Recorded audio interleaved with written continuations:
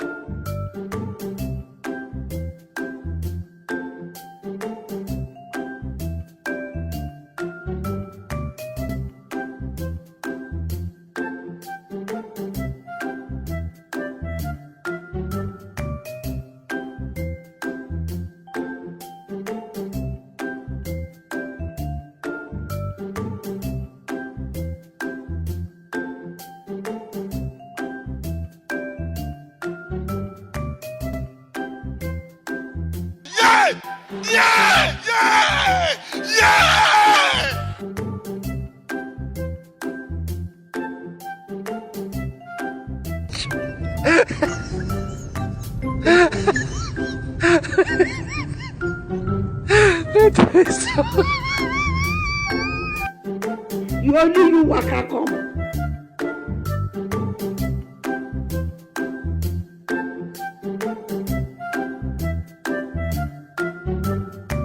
Run.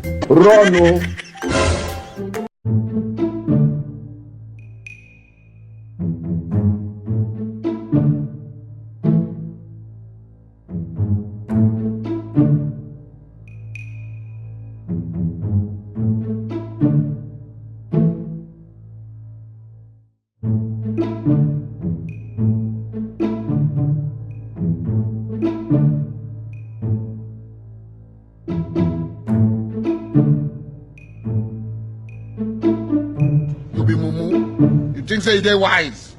You are a mumu man. You think say they wise?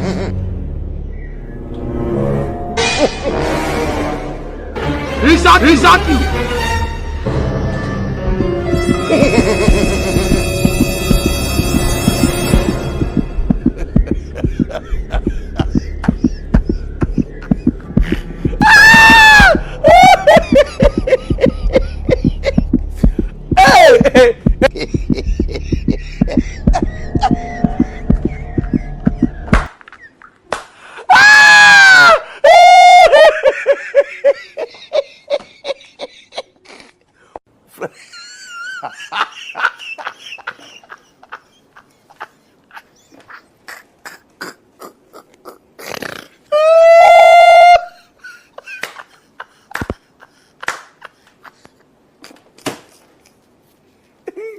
Viewers, apologize. I'm continue.